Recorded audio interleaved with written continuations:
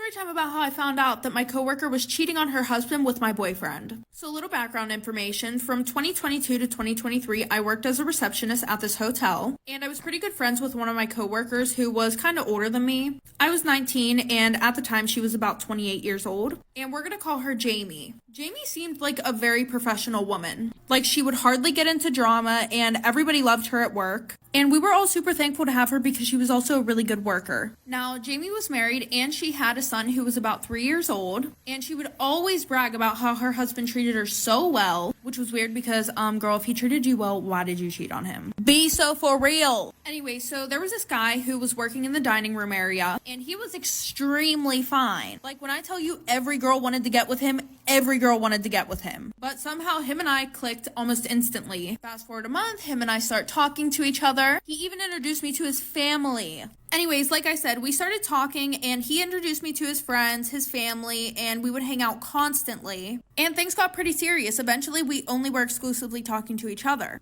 Fast forward about 3 months later, the news got around about him and I vividly remember that some of the girls were annoyed that him and I were together, which is understandable because he was hot AF. But the person who was most mad was Jamie, and it was very obvious. She constantly made comments towards me about us. She would be like, oh, you two shouldn't be hanging around each other, you guys aren't gonna look professional, all the girls are gonna spread rumors. Like, girl, bye, you're 28 years old with a kid and a husband, get a fucking life. And then whenever him and I would sit together at lunch, she would look at us with these nasty looks. Well, fast forward, the one night him and I are hanging out, and then eventually she follows him on all social medias. But I didn't care though because I thought he was loyal. After my boyfriend accepts it, not even 3 seconds later, she DMs him saying, hey, with a bunch of Ys. So like I said, she DMs him not even like 2 seconds later saying, hey, with a bunch of Ys, and we all know what that means. It's flirty. But she didn't answer him, so she kept spamming him. So fast forward, after him and I were dating for 7 months, we started growing apart. Like, we would spend hours without talking to each other. We stopped going out to the point where it was causing huge fights. And then a week later, a rumor starts going around that he and my coworker Jamie slept together. I found this hard to believe because I feel like people were just trying to break us up. But unfortunately, these rumors were true because I did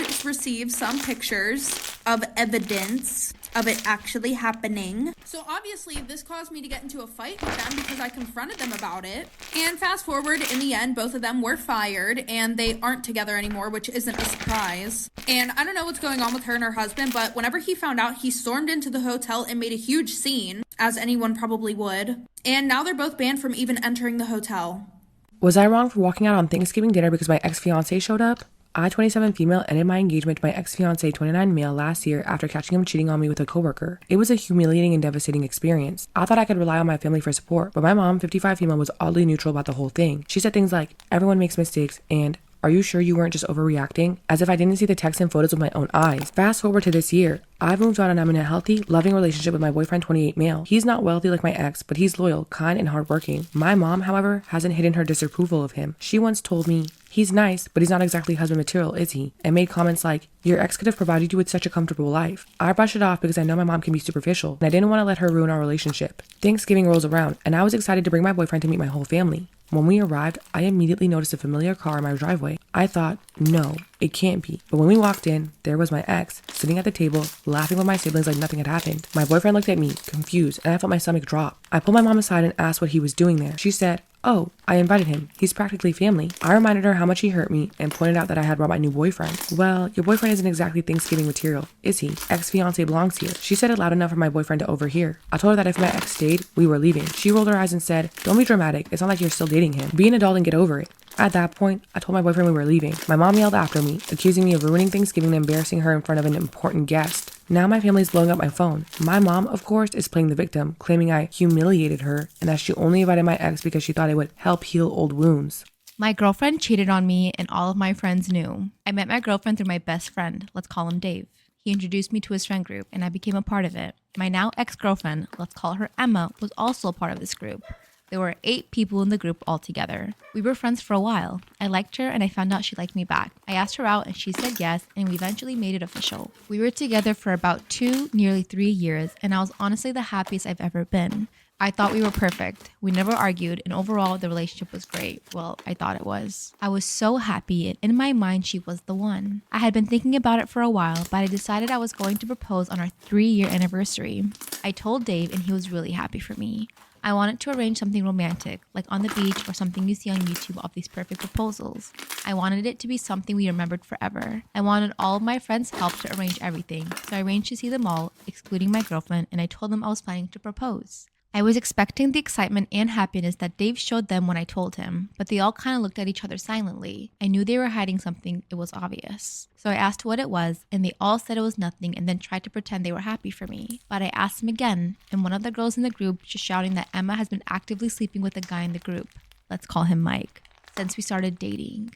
They were all giggling between each other like it was some sort of joke, which I thought it was to start with. Some really stupid, unfunny joke. I kind of laughed it off, but when I looked at Mike, he just said, "I'm sorry," and I could tell he wasn't joking. After a minute, it dawned on me that it was real and not a joke. I stormed out. If I stayed in there any longer, I would have caused a scene. Dave followed me out and told me he had no clue, and I genuinely believe him. I still believe him now. He seemed just as surprised as I was. He let me hide out at his place for a while just so I could process everything and keep away from everyone. When Emma found out I knew, she started blowing up my phone. She even turned up at the house, and Dave said he hadn't seen me and sent her away. Dave told me he was going to see them all again and see what actually happened, so he did. And he told me that Emma started sleeping with Mike 3 months into our relationship, and it was something that happened quite often, multiple times a month, the whole time we were together. And she told all her girlfriends in the group, and eventually everyone knew except me and Dave, and no one told me, no one cared that she was cheating on me for 2 years. The only reason they told me was because I was going to propose to Emma. If I didn't plan that, I still wouldn't know. I thought these people were my friends. I was so close to them. They were basically family. I spent most of my time outside of work with them. Anyway, her and Mike are together now, and they're still all friends. I still see their social media stories of them all hanging out, and they even tag me in them sometimes, probably just to rub it in my face. I should probably block them all, but I don't want them to know that they're pissing me off. I'm obviously no longer friends with them, and Dave also cut them all off because of what they did. So I lost who I thought was going to be my wife, but I gained a friend for life, I guess. It sucks. It's been months since this happened, and it still hurts. I still want to cry so bad, but I've got to keep the no cry streak going. When will I actually get over this? Anyone able to speak from experience? Sorry if it's hard to read or seems unbelievable. I think you should cry if you need to. Like, there's nothing wrong with that. Shout out to Dave, though. At least you got one buddy for life. I'm just trying to think if I was, like, in the situation and I knew one of my girls...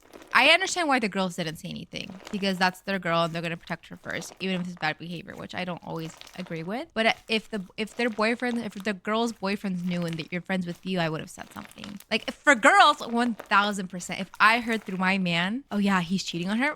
A girl would have 100% said something, but I don't know why guys didn't. Either they truly did not care about you as a person and they never saw you as a friend, or they just wanted to hurt you. Because especially like if I don't know how you can look at. I am really bad. I don't have a good poker face. Like, if I know information about someone, like especially something that bad, and we meet in a group, and I'll just look at them and I'm like, oh my god, they have no idea this is going on. They have no idea this is going on. Especially something like that serious. Like I think it's like case by case. But if you know like from the beginning that this person is cheating on you and you know this information and you withheld it from someone, that's fucked up. I don't understand why you would do that. I've been trying to comprehend that. Block them. I'm very, very pro blocking people so you never have to encounter them ever again in your life. Out of sight, out of mind. Am I wrong for telling my mom and dad that they have to get their noses pierced if they want to see my daughter again? My husband and I traveled down to Mexico to visit with my family. I am an American citizen, but my mom and dad are not. My mom and dad got my daughter earrings for her birthday, but my daughter's ears are not pierced, and she's only 1 year old. So I told them I would save them for her until she was old enough to get her ears pierced. Well, we left my daughter with my parents while we went to meet up with some friends, and you can see where this is going. When we went to pick up my daughter, my mom showed us that we did not have to wait because they took her to get her ears pierced. So I got my daughter and dragged my husband out of there before he lost it. Then we went back to our hotel. I am absolutely furious, and my husband said my parents are not allowed to spend time alone with my daughter ever again. I went farther. I said I would not be bringing her or any kids we might have down to see my parents. And we checked out 3 days earlier.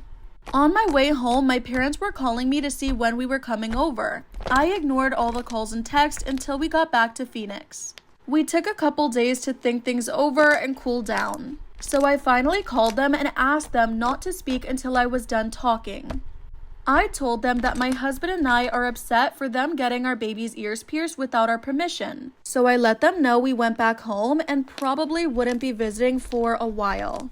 That's when they said that my sister and I both had pierced ears when we were babies and it did not harm us.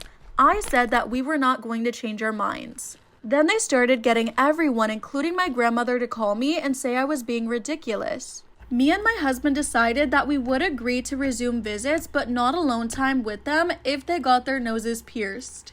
They said that we're being stupid and they are not going to, so I said no problem and hung up. My wife left me because I was racist to her and I can't get her to come back. Can I recover from my mistake? Ooh, I don't know. Let's see how racist this is, okay? Not that any sort of racism is okay, but I gotta hear it in the context. I sincerely feel our problem started on Reddit, so I feel it's only right to come back here to see if you can help me solve the mess we made. So a few years ago, my wife came to Reddit for advice navigating a culture clash. You can read her original post here. Do I have to read her original post? Shoot, I do, huh? Okay, I can't even find the original one. I tried. In retrospect, the responses she got were awful, rude, and many racist.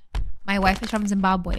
I'm Swiss and we met while at university in my country. I fell for her instantly. Truthfully, I've never seen anyone so beautiful. She was kind, so incredibly intelligent, and has this gravitational pull to her. We started off as friends, but we eventually began dating and got into a steady relationship. I wanted to marry straight away, but she had career ambitions she wanted to meet before she married.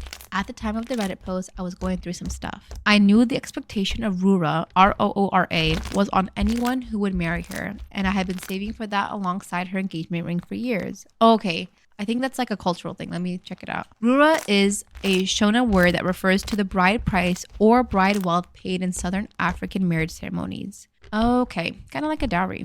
Okay, so he has to pay this on top of the wedding stuff. Okay. I was going through some stuff. In truth, I knew the expectation of Roora was on anyone who would marry her, and I had been saving for that alongside with her engagement ring for years. I had gotten into a fight with my brother before she asked me about setting a date for her Roora, where he said many nasty things about me being with a black woman and how I was losing myself and my cultural identity due to the concessions I made to be with my wife. It's why I reacted the way I did when she asked me about it, something I deeply regret to this day. After the show that was that post, we spent 3 months in couples counseling. She repeatedly told me that she didn't want to force me to do anything I didn't want to do. She said that she deserved to be with someone who enthusiastically embraced all parts of her, and if any part of me took issue with her culture, she asked that I bow out before I tied us together for life. I confessed that I knew all along about the Roora and I had prepared for it, but the conversations with my brother are what led me to say what I did. She was mad. I had allowed her to be mocked, ridiculed, and bullied by strangers online because I couldn't communicate with her, but we worked through. We had a beautiful traditional wedding in her country, then another one with my traditions in mind. Her family was kind and welcoming, making many concessions for me as they had done since I met them. We planned on starting a family soon after we married, but she'd always said that she wanted to have her babies back in her country so she can have her family around her. We had agreed that this is what we do. It's important to note that my wife doesn't really like living here. She says she hates living here. We lived in Sweden for much of our relationship, and many will know that people are on the cold side. She hated the food, the weather, struggled with the cold people. Her country's people are very warm and friendly, and for the last 2 years, she had to go on antidepressants because it was all a bit much for her. She asked me when we were going to move, and I asked for us to hang for a while so I could finish a project I'm leading at work. We'd thought about this in the past, but this time she just nodded at me, so I thought she finally got it. That was over 18 months ago, and we didn't end up moving as I got promoted and it became harder to walk away. Her grandma passed away, so I attributed the low mood to that. Our problems came when she asked me if I was having an affair with my colleague. This is when I got home late one evening and found her sitting in the dark. I'd forgotten she was making dinner for us, to be honest. I had a lot going on at work and it just slipped my mind. I told her that colleague and I were working late and I forgot. Sorry. She grew confrontational and told me I was spending a lot of time with my colleagues lately, and she noticed her name on my phone more than a few times. She asked me if there was anything she ought to know. This is when I may have killed my marriage. I told her I didn't give her father a truck full of cattle for her to question me. No, you didn't. No, you didn't. No, you didn't. No, you didn't. No, you didn't. This was my house, my wife, and if I wanted to have something on the side that was nobody's business but mine. She looked like I'd slapped her and I could see her holding back tears. I don't know why I didn't drop to my knees and beg for forgiveness. Instead, doubled down and told her to stop the theatrics. Here's the thing, I'm not having an affair of any kind with my colleague. We're really just heavily into this project we're both super excited about. I don't know why I just couldn't say that to my wife. I didn't come to bed that night, and I left early in the morning, the day after she came home when she was asleep. This continued for days where I avoided her because I couldn't face the guilt. On a Friday, I came home to a gift box that contained a positive pregnancy test and a long letter from my wife. I won't share all of it, but she said she was going to tell me on the night I bailed on dinner that I had hurt her beyond measure with what I said to her and that she was no longer going to show her love for me through self-sacrifice. Oh my god, this made it even 100 times worse than it already was, and it's pretty bad. She told me she doesn't consent to be in a polygamous relationship, and since it's what I want, I should expect to receive divorce papers from her soon. She left her rings and house keys too. I had a panic attack. I was able to call for help before the worst of it came, but I spiraled. I had momentarily f***ed up and lost my wife and unborn child because of it. I tried to call her, but her phone was going straight to voicemail. I called her brother, who was short with me, but assured me she was fine. He wouldn't tell me more. I finally tracked her down after 2 weeks. She'd gone back to her parents in Zimbabwe. I can't follow her just yet because the project I've worked on for so long is near completion and I can't walk away. My friends told me I was racist to my wife and my actions because I never would have tried that with a white woman and tried to use her culture against her. The fact that I wasn't even serious made me more cruel, apparently. Hey, I'm Maria, and I started dating my boyfriend Rubio in the 10th grade. I thought we were the perfect couple. I mean, we were both honor students, and we even played Romeo and Juliet in our school play. I know it sounds crazy, but although we were young, I was already imagining us getting married someday and having a bunch of kids. But after about a year of dating, Rubio's behavior changed. Suddenly, he always put his phone on airplane mode when we met. It was as if he was scared of someone sending him an SMS or calling him while I was there. When I asked him why he was suddenly using airplane mode, he told me he didn't want to be distracted while he was with me. I mean, that was sweet and all, but he never used to do it before, and I wasn't sure I believed him. Then he started to come up with excuses about why he didn't have time to see me on the weekends. He usually said he had to study, but then I'd see him constantly on Instagram. It just didn't add up. And I started to worry he was seeing another girl behind my back. Of course, I hoped he was being faithful and honest, but I couldn't stop worrying. So I decided to take things into my own hands and find out the truth. I asked my friend Stacy to add Rubio on Snapchat. He immediately responded to her request, and they started talking. Stacy was very flirtatious, and after just 2 days of chatting, she asked my boyfriend Rubio on a date. And he said yes. Wow, I was freaking mad, but afterwards, Stacy and I made a plan for me to show up at their date with a camera. I wanted to share the photos on Instagram so the whole world would see that he was a lying cheater. But when I arrived at their date and confronted Rubio, he acted all cool and said he knew all along that I'd set him up, so he'd only gone to teach me a lesson. He sounded so confident that, for a moment, I believed him. But then I asked him to show me his phone so I could check if he was chatting with any other girls. Rubio refused and told me I was a bad girlfriend for not trusting him. We had a huge fight right in the middle of the restaurant. But it didn't matter what I said. Rubio always had a smart answer for me. He refused to admit he'd been cheating, but I knew I couldn't trust him anymore. That's why I told him it was over between us. I hoped he'd be devastated at the thought of losing me and beg me to stay. But he just stared at me for a few seconds before shaking his head saying, "Whatever, I don't care." So, do I recommend you set up your boyfriend like this? No. Now I look back, I can see it was immature of me to play games. But if there are any signs your boyfriend is cheating on you, you might want to do some detective work and handle it in private. But hey, Rubio and I were both very young, and I guess it's normal that we were both a bit immature. However, next time I date someone, I will make sure it's someone I can trust. If I ever get suspicious, I'll talk to him about it. And if I don't get the answers I need, I'll end it. Hello, everybody. I'm Daniel, and I'm 20 years old. I'll tell you a story about how I caught my fiancé doing something dirty behind my back. Some people might say I went too far with my revenge, but did I? You see, I was always a hopeless romantic. I fall in love easily and do these big romantic gestures. I go above and beyond to make my girlfriend happy, but I always get my heart broken. So I decided that I'll never let myself fall so deeply for anyone until I met her. I'd love to tell you this great fairy tale story, but that's not how it ends, at least not for both of us. We were college freshmen when we met. It was the middle of the school year. I was sitting in class when a new student walked into class. She was wearing skinny jeans and an oversized Pulp Fiction t-shirt. You know, one of those cool gamer girls.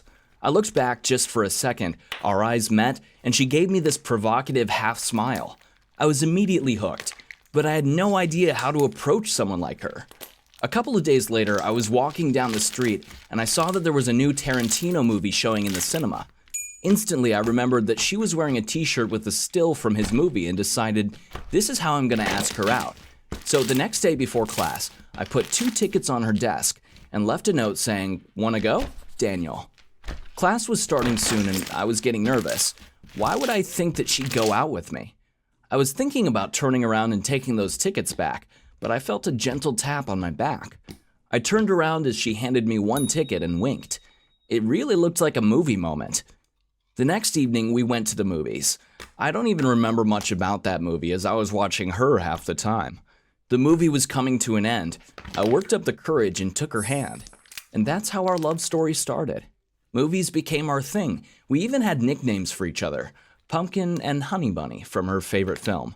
My friends loved her. Every one of them would joke about how in the world is she dating me? But I trusted her and I felt insanely lucky. So lucky that after only 5 months, I decided to propose to her. I know, we were young and all, but I've searched for the perfect girl, and I finally found her. I got her this beautiful ring, took her to one of those drive-in movie theaters, and when the end credits were rolling, I took out the ring and asked her. She looked confused at first, and I thought to myself, oh my god, I ruined it. She'll get scared away by my stupid romantic heart. But after a second, she took the ring, put it on her finger and said, "Looks pretty cool." That was her badass way of saying yes. I was beyond happy. After all my heartbreaks, I finally found the most amazing girl. Well, or so I thought. Turns out my romantic heart got me in trouble again. Our parents went crazy when we told them we're getting married, but we didn't care. We planned a small ceremony in the woods and started counting the days to it. But this perfect picture got destroyed pretty soon. It was a month before our wedding. My friends and I were planning to watch a movie on Friday night, so I invited her too. But last minute, I got her text saying that her grandpa was seriously ill, so her parents wanted the whole family together. She was really close to her family, so I didn't question it. Soon after, I got a message from another friend, Henry, saying that he caught a cold. As it was only my guy friends, they decided that we'll make it into my bachelor party. So after the movie, we went to this cool new place that had just opened. But just before going in, I saw something that just blew my mind. Henry and Lucy were sitting together, holding hands, staring into each other's eyes. I felt my blood boiling. My friends tried to calm me down. One of them said that this might not be that big of a deal. You know, maybe they're planning something for the wedding. Or they met by accident. Maybe there was some kind of explanation. I decided to go home and texted her to come to my place as soon as she's done with her family. Lucy came by, we sat down in my living room. I was picking a movie to watch and trying to make conversation. I asked, "So, how was your evening?"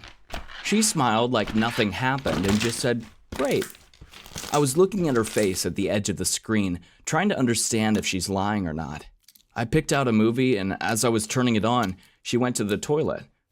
Now, I know it's not right and all, but she left her phone, and I decided to check. And there it was, a message from Henry. "Till next time, honey bunny." I really had to hold myself from smashing that phone then and there. Here I was, planning our future together, while she was cheating with one of my best friends. I had no idea what I was going to do, but this time I was not going to let some girl walk all over me. Our wedding was approaching, and I came up with the perfect plan to teach her a lesson. We were planning this amazing evening, but she had no idea I had another plan in the back of my mind. So, it was our wedding day. The guests were gathering around in the park, and I was waiting for her to arrive. The car pulled up, and she got out of the car. I won't lie, she looked so beautiful that for a second I thought, maybe I have it in my heart to forgive her? But I looked at Henry and saw him smiling and watching her walk towards me in her wedding dress. No, she deserves everything she gets. Lucy stood in front of me. The music stopped playing. It was time to read our vows. She was already tearing up, expecting me to read the most beautiful words to her. I took out my phone, opened the screenshots of her messages with Henry, and started reading it out loud. "Come over. I want you," I read while everybody was watching me trying to grasp the situation. "You could teach him a thing or two." It took everyone a moment to understand what was going on, but as soon as I read, "Tell Daniel you have to prepare for an exam or something," everybody caught on. Lucy was trembling. Her sarcastic and provocative smile was gone from her face. She started to mumble something, but I didn't want to listen to her anymore. I turned to our guests, apologizing for wasting their time, and walked away. I have no idea exactly what happened after I left, but my friends heard that Lucy went crazy. She dropped to the ground, sobbing. Her father gave her a big speech about responsibility and how he was so disappointed in her. A couple of days after our wedding, I saw her typing something to me, but every time she would delete everything.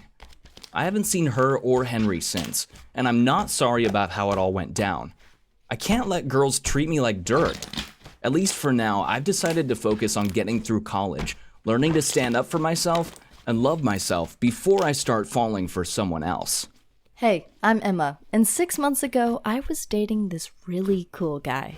His name was Ronaldo, and he was just like Russell Brand. Totally off the wall and always saying crazy things, but also couldn't stop flirting with other girls. But that never bothered me because he said I was the only one for him, and I believed it. When he asked me to be his girlfriend, I was ecstatic, and we immediately moved together. But one day he told me his ex-girlfriend Laura had sent him a message. It said, "I forgive you for everything. I want to get back with you, and I can't live without you." I was glad he showed me the text, but I never expected what came next. He said he wanted me to be his first girlfriend, and he wanted Laura to be his second girlfriend. Wow! Any other guy, I would have said no, but Ronaldo was so damn charming, and I was completely addicted to him. That's why I agreed. I just couldn't bear the thought of being without him. And at least I was still the first girlfriend, right? Well, when Laura moved in, it was super awkward. She was gorgeous, just like a model, and straight away, I was worried Ronaldo would get bored with me and only want to be with her. But then Ronaldo introduced us to each other, and I don't want to go into the details. Anyway, you can imagine how crazy it all was. But then the problem started. Laura was always trying to get Ronaldo to tell me to leave so she could be alone with him. It drove me nuts. We were always arguing over how much time we would each have with him. Of course, Ronaldo loved that we were fighting over him. He always had a smirk on his face when we were arguing, and he always said, "Don't worry, ladies, there's enough of me for both of you." But then one day she accidentally put my colored and white clothes into the same washing load, ruining all my white clothes. I was furious. I stopped talking to her and did something very bad with her toothbrush, but I'd better not tell you what I did with it. But let's just say I did it more than once. In the end, none of it mattered, because soon after, Ronaldo broke up with both of us. He said he had to move on, but I knew he just grew tired of us. I was upset, but part of me was also relieved. I didn't have to deal with sharing my boyfriend anymore. But here's the thing about Ronaldo. I always kind of knew our relationship wasn't going to last forever. He's just not the kind of guy you settle down and build a family with. But still, I don't regret staying with him for as long as I did. He was always clear about what he wanted, never lied to me, and I had a lot of fun. If everyone was like Ronaldo, the world would be chaos. But still, I wish more guys were as free-spirited as him. It's so sexy, and life was never boring with him. Today, I still miss him, but I've already accepted that I'll never meet someone like him again. But that's life, I guess. You can't have everything, but luckily, you also don't need everything to live a happy life. I think that finding Mr. Perfect is impossible. Everyone has flaws. I know I do. I don't work out, I eat crappy food, I'm really grumpy first thing in the morning. So instead of worrying about finding the perfect guy, I'll look for someone who treats me well and who's interested in a serious long-term relationship. Thank you for listening to my story, and please don't forget to subscribe to this channel.